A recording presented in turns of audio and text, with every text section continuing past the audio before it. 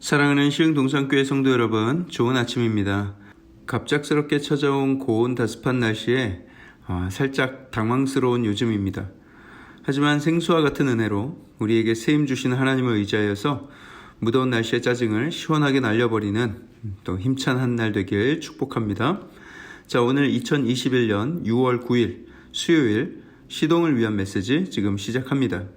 오늘 우리에게 주시는 하나님의 말씀은 잠언 21장 1절에서 14절의 말씀입니다.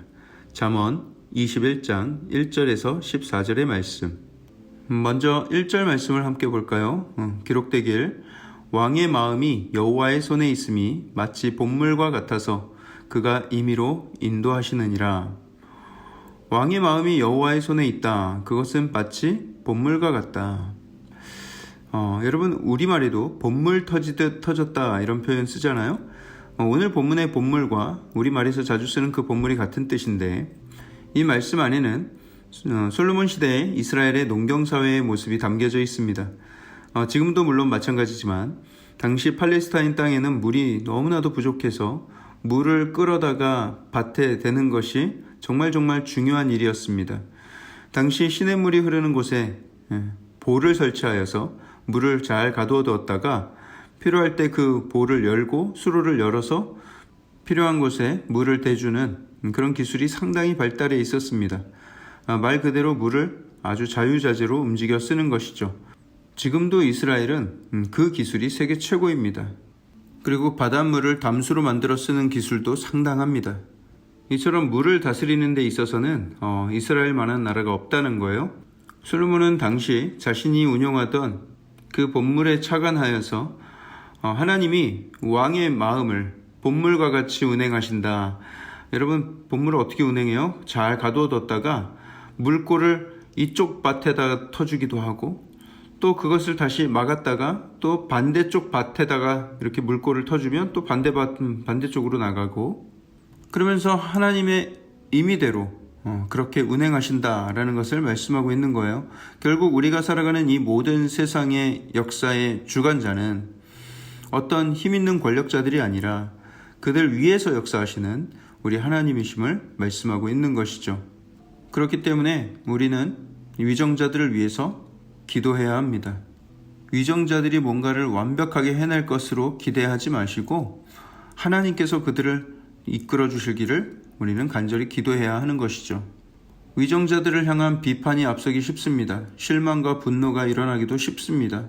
하지만 먼저 돌아봐야 할 것은 우리는 과연 그들을 위해서 얼마나 기도했는가? 하나님께서 위정자들을 주관하고 계심을 까맣게 잊고 살지는 않았는가? 우리가 돌아볼 수 있어야 합니다. 자, 우리가 2절 말씀도 함께 보겠습니다. 2절에 사람의 행위가 자기 보기에는 모두 정직하여도 여호와는 마음을 감찰하시느니라. 여기서 감찰하신다라는 것은 의역을 해놓은 것이고요. 원어상으로는 무게를 잰다라는 뜻입니다. 그러니 우리의 심령이 어떠한지 아주 자세히 살피시면서 모든 행동의 진짜 동기와 목적까지도 하나님께서 훤히 살피신다라는 의미이죠. 여러 사람들이 같은 모양의 선행을 한다고 하더라도 그 안에 담긴 동기는 다 제각각일 수가 있습니다. 예전에 제가 섬기던 교회에서 담임 목사님께서 늘 교회의 불을 끄고 다니시고 바닥에 휴지가 보이면 얼른 주우시고 같이 다니는 부목사님들이 미처 손을 쓰기도 전에 먼저 다 해버리셨어요. 그런 모습에 부교육자들이 굉장히 민망하고 당황스러울 때가 많이 있었습니다. 그래서 부교육자들도 담임 목사님께서 본을 보이시는 대로 휴지가 보이면 얼른 줍고 불이 켜져 있으면 얼른 가서 끄고 하는 그런 습관이 들기 시작했어요.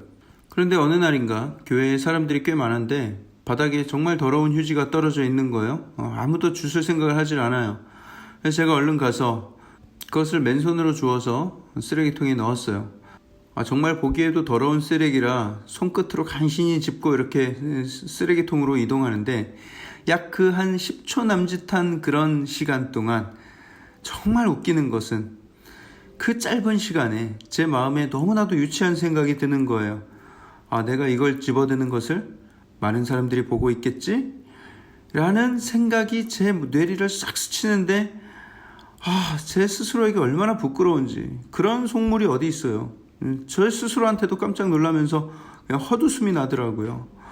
같은 일을 해도 그 마음의 무게가 얼마나 가볍고 유치했는지 저의 그런 속물 같은 모습에 스스로 실망하고 비웃음이 나던 순간이 있었습니다. 여러분, 우리의 보여지는 행동은 다 선해 보일 수 있어요. 하지만 그 마음과 생각에 어떤 동기가 있는지, 어떤 목적이 있는지를 잘 살피고 순수함을 유지하려고 애써야 합니다. 늘 싸워야 돼요. 그렇지 않으면 우리는 언제든지 자기 애에 빠지고 자기 의에 빠지게 될 수 있기 때문이죠. 내 마음의 동기를 잘 살펴서 하나님 앞에 부끄러움이 없어야 하겠습니다. 3절도 같은 맥락의 말씀인데요. 공의와 정의를 행하는 것은 제사 드리는 것보다 여호와께서 기쁘게 여기시느니라. 성전에서 제사를 드리고 교회에서 예배를 드리는 것, 그때만큼 우리가 하나님 앞에 신실한 사람처럼 보이는 때도 없을 거예요. 하지만 그런 잘 세팅된 상황, 누구라도 다 종교적으로 보일 수 있고 누구라도 다 신실하게 보일 수 있는 그런 교회나 예배 현장 말고 우리의 삶 속에서, 일터에서, 가정에서 공의를 행하고 거룩을 지키면서 살고 있는가? 이것은 완전히 다른 차원의 문제인 거예요. 하나님은 성전에서 드리는 제사보다 우리가 삶 속에서 하나님 닮은 형상으로 살아가는 것을 훨씬 더 기뻐하신다라는 것이죠. 제사나 예배가 중요하지 않다는 것이 아닙니다. 그런 성전에서 보이는 그런 제의적인 열심만큼 삶 속에서도 그 모습 그대로 살아가고 있는가, 이것을 더 중요하게 여기신다라는 것입니다. 우리 시흥 동산교회 모든 성도님들이 주일에 드리는 뜨거운 예배만큼 또 그 예배 때 하나님께 결단하고 서원한 만큼 우리가 삶을 살아낼 수 있다면 우리는 하나님께 늘 기쁨을 드리고 또 어둠을 밝히는 밝은 등불과 같은 삶을 살게 될 줄 믿습니다. 밝게 빛나는 빛을 보면서 주변의 많은 사람들이 그 진리의 빛으로 나오게 될 것도 믿습니다. 우리 4절 말씀도 함께 보겠습니다. 4절에 눈이 높은 것과 마음이 교만한 것과 악인이 형통한 것은 다 죄니라. 눈이 높다라는 것은 거만한 것을 의미하는데 우리말에도 눈이 높다라는 표현을 자주 쓰죠. 그런데 우리가 쓰는 그런 표현은 수준이 높다, 입맛이 까다롭다, 이 정도의 뉘앙스이지만 여기서의 눈이 높다라는 것은 훨씬 더 부정적인 뉘앙스를 담고 있어요. 아주 거만하게 사람들을 낮추어 보는 눈을 말하고 있는 것이죠. 마음이 교만한 것은 마음이 무절제하고 자제력이 없는 상태를 나타내는 말입니다. 어떤 권위나 규율에 제한받으려 하지 않고 무절제하고 제 멋대로인 마음 상태를 가리키는 것입니다. 제가 좋아하는 영어 단어 중에 teachable이라는 단어가 있습니다. teach, 가르치다 라는 뜻의 동사와 그리고 able, 뭐뭇이 가능한 이라는 형용사 전미사가 합쳐져서 가르칠 수 있는 이라는 뜻의 단어입니다. 내가 지식이 많아서 내가 누군가를 가르칠 수 있다 이럴 때 쓰는 말이 아니고 오히려 반대 개념이에요. 저 사람은 teachable한 사람이다 라는 것은 그 사람 마음이 겸손하여서 들을 자세가 되어 있다, 배우려는 마음으로 가득한 상태이다 라는 것이죠.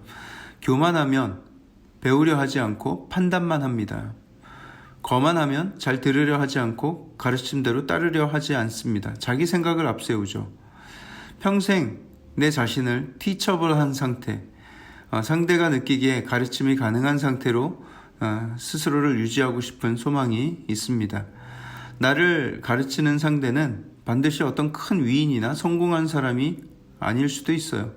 어떤 사람에게라도 배움이 가능한 자세, teachable한 사람, 그런 겸손을 유지하는 것이 정말 중요하다라는 마음이 듭니다. 9절 말씀도 한번 보겠습니다. 9절에 다투는 여인과 함께 큰 집에서 사는 것보다 움막에서 사는 것이 나으니라. 한글 성경에서는 움막이라고 번역했는데 왜 그렇게 번역했는지는 알 수 없지만 원래 원어의 의미는 지붕의 한 귀퉁이를 뜻하는 단어입니다.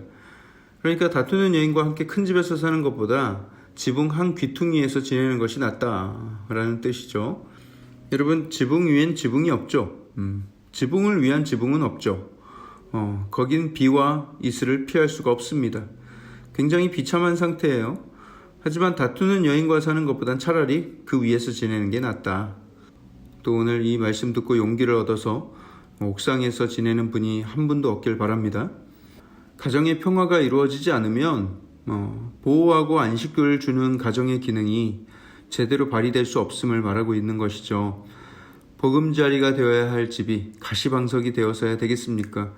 그래서 큰 집으로 새 아파트로 이사가는 것을 여러분들의 삶의 목표로 삼을 것이 아니라 어떻게 하면 화목하고 어떻게 더 서로 살아가는 가정이 될 것인지를 마음의 계획을 세워야 할 줄 믿습니다.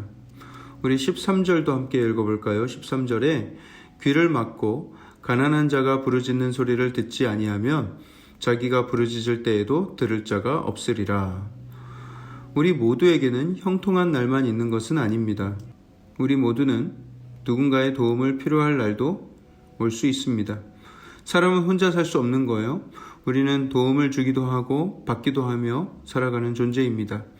잘 섬기면 그 섬김의 덕이 고스란히 나에게 되돌아올 테지만 이기적으로 담을 쌓고 살아간다면 상당히 큰 낭패를 당할 수도 있음을 우리는 기억할 수 있어야 합니다. 그런 의미에서 우리 교회 공동체, 믿음의 공동체가 얼마나 소중한지 그것을 잘 느끼며 누리며 살아가시길 축복합니다. 사랑의 하나님, 감사합니다. 오늘 이 말씀 온전히 하나님 주시는 말씀으로 아멘으로 받고 또 하나님 주시는 지혜로서 충만한 삶을 살게 하여 주시옵소서. 하나님, 우리는 지혜가 너무나도 부족합니다. 하나님께서 순간순간 지혜 주시고 하나님의 뜻이 어디에 있는지를 잘 분별하여 그 뜻대로 순종하며 나아가는 우리의 삶이 되게 하여 주시옵소서. 이 모든 말씀을 살아계신 예수 그리스도 이름으로 감사하며 기도합니다. 아멘.